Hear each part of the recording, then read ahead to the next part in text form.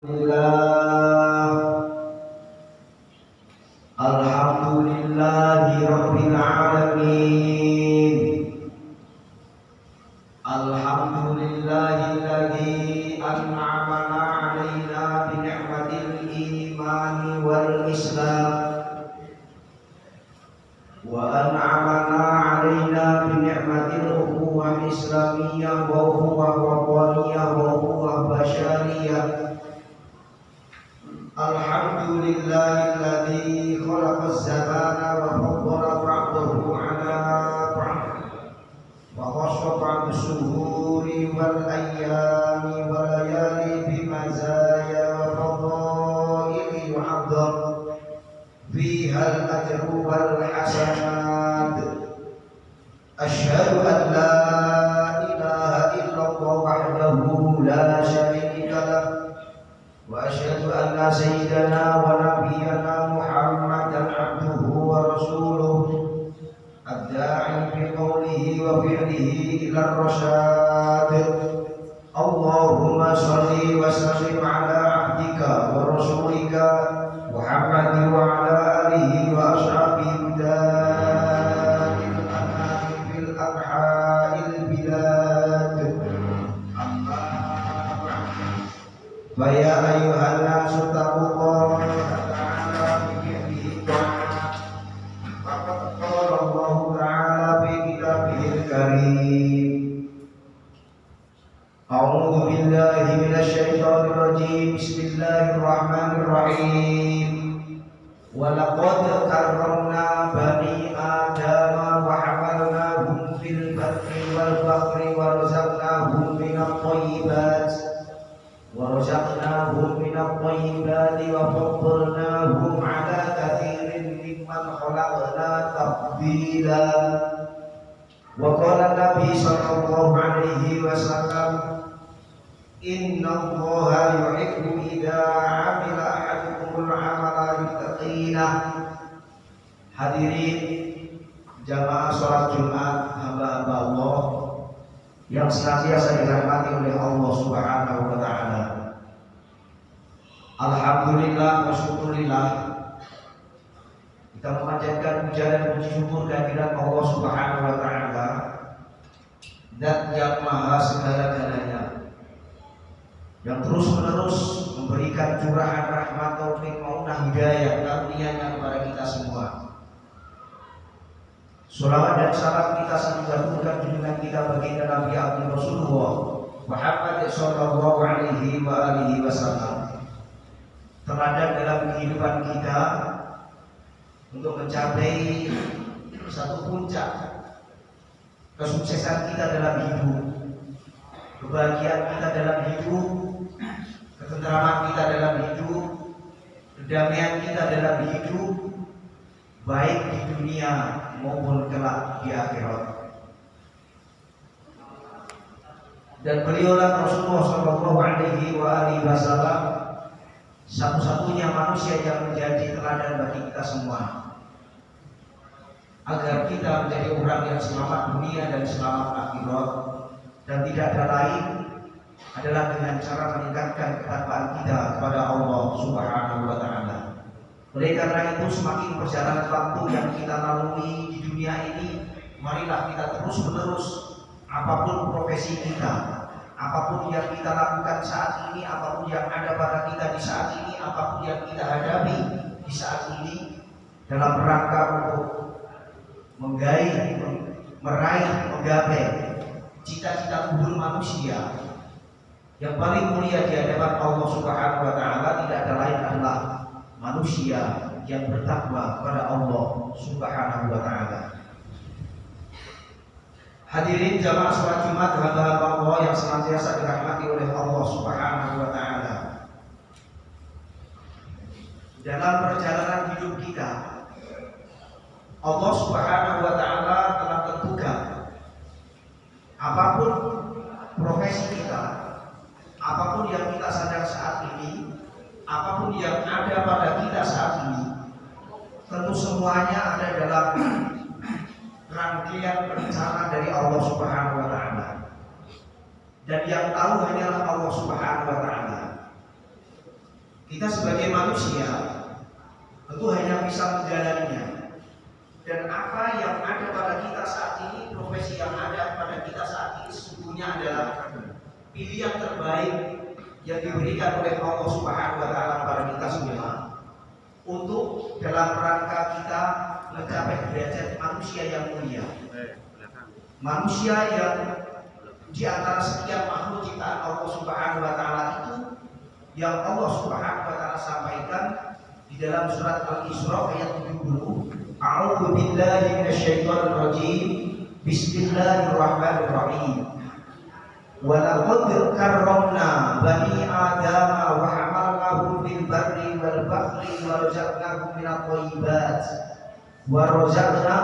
thayyibat wa faddalnahum 'ala katsirin mimman khalaqna tafdila.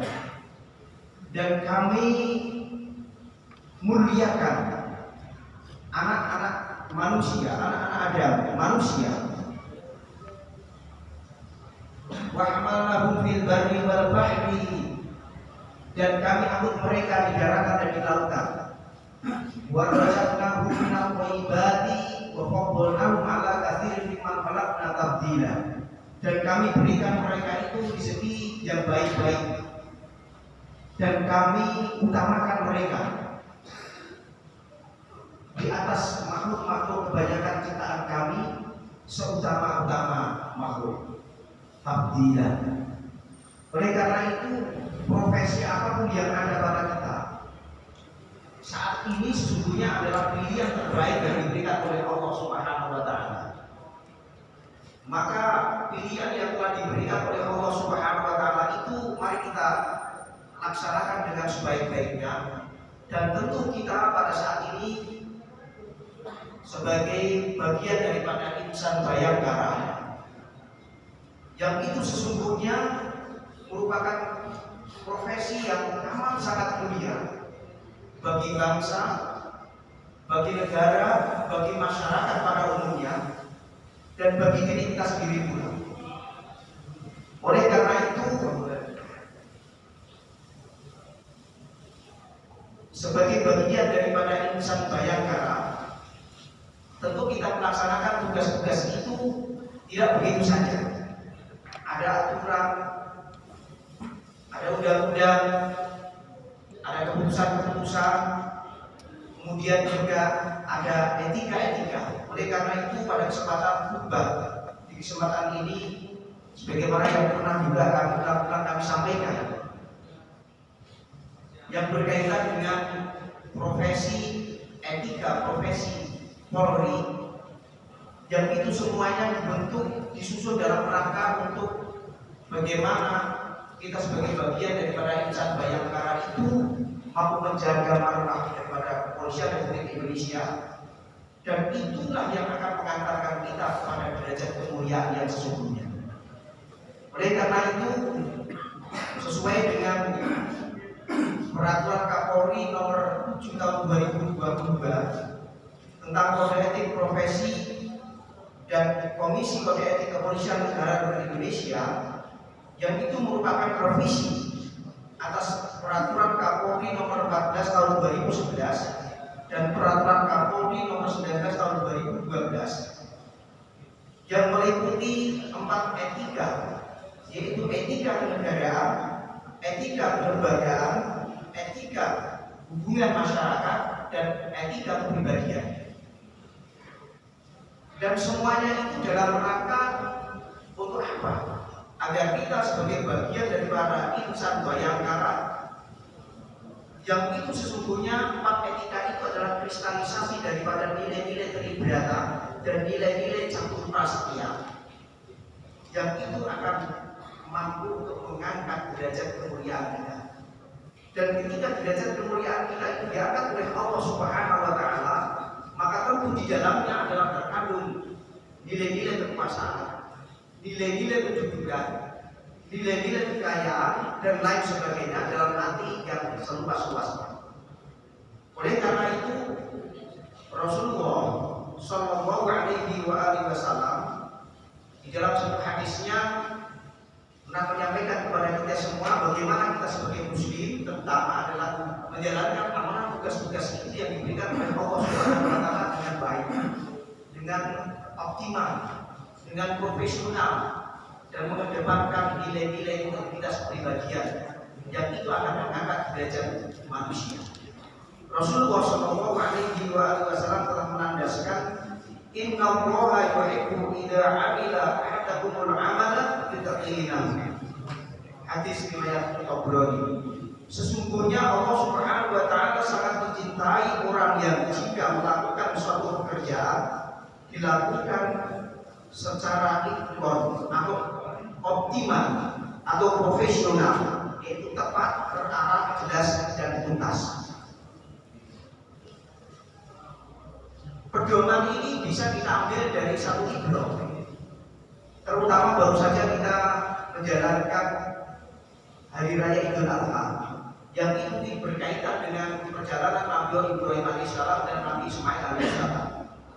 Bagaimana Nabi Ibrahim alaihissalam dan Nabi Ismail alaihissalam menjalankan perintah-perintah itu dengan didasari yang pertama adalah keikhlasan dan kesabaran. Tentu di dalam melaksanakan tugas-tugas itu berhubungan dengan berbagai komunitas dalam masyarakat akan menghadapi berbagai hal persoalan-persoalan yang terkadang dilema, terkadang dan sebagainya. Tetapi Nabi Ibrahim memberikan tuntunan ketika menghadapi suatu dilema seperti itu. Nabi Ibrahim apa yang beliau sampaikan? Wa qala inni dzalimun ila rabbi sayahdi, dan aku akan menghadap Tuhanku dan dia Tuhanku akan memberikan petunjuk kepada aku. Lalu kemudian di dalam menjalankan perintah-perintah itu Nabi Ibrahim kemudian oleh Allah Subhanahu wa taala selalu diingatkan. Terutama adalah perintah ketika beliau punya nadar, yaitu akan menyembelih putranya ketika diberikan seorang putra yang soleh. Lalu kemudian Nabi Ibrahim tidak begitu serta-merta melaksanakan perintah-perintah itu, tetapi beliau mengedepankan nilai-nilai demokrasi, mengedepankan nilai-nilai moderasi. Bagaimana kemudian beliau sampaikan, falamma balagha ma'saya qala ya bunayya inni ara bil manami anni adbabta fa'bud ma ta'ala qala ya abati alma ma satajiduni insyaallah min as-sabirin. Ketika Nabi Ibrahim itu bermimpi diperintahkan oleh Allah untuk menjadi putranya, beliau tidak serta-merta menjalankan itu saja. Beliau sampaikan kepada putranya, wahai anakku, qala ya abati ma tu'maru satajiduni insyaallah min as-sabirin. Wahai anakku, aku melihat engkau, aku diperintahkan untuk menyembelih kamu. Bagaimana pendapatmu? Lalu Ismail menjawab, qala ya abati ma tu'maru satajiduni insyaallah min as-sabirin. Wahai bapak, jika aku yakin bahwa itu adalah perintah dari Tuhanmu, maka laksanakanlah dengan optimal, dengan sepenuh hati. Insya Allah engkau akan mendapatiku sebagai orang-orang yang ikhlas dan sabar. Maka kunci daripada kita menjalankan suatu perintah-perintah itu adalah dengan ikhlas dan sabar. Ketika itu dilakukan dengan ikhlas dan sabar dan tentu dengan optimal, dengan profesional, maka apa di dalam ibrah pelajaran itu adalah ketika kemudian perintah itu sudah mau dilaksanakan, Allah Subhanahu wa taala memberikan petunjuk. Wa fadainahu bidhibhin adzim. Lalu kami gantikan sembilan itu dengan sembilan binatang atau hewan yang dibawa oleh malaikat Jibril dari surga, yaitu berupa kambing ibas. Lalu kemudian disembelihlah kambing atau hewan itu. Maka di dalam menjalankan perintah-perintah Allah Subhanahu wa taala sekalipun itu tentu juga harus mengedepankan nilai-nilai humanisme atau nilai-nilai kemanusiaan. Maka tepatlah kiranya ketika kita dengan kita semua sebagai bagian daripada insan Bayangkara yang terus-menerus ditingkatkan profesionalitasnya, kompetensinya untuk sesuai dengan fungsinya Kepolisian Republik Indonesia, yaitu mengayomi, melayani, menegakkan hukum, mengayomi, melayani dan melindungi masyarakat. Di tengah era-era globalisasi seperti ini, mengedepankan nilai-nilai humanisme dan nilai-nilai harmonisasi kepada masyarakat. Dan itu tentu akan melakukan nilai-nilai derajat yang didasari dengan satu integritas pelaksanaan tugas yang optimal, yang terbaik. Hadirin jamaah sholat Jumat hamba-hamba Allah yang senantiasa dirahmati oleh Allah Subhanahu wa taala. Sebagaimana di dalam 4 etika profesi polisi. Yang pertama adalah etika kelembagaan. Ada tugas-tugas yang harus kita emban semua dalam melaksanakan tugas-tugas itu.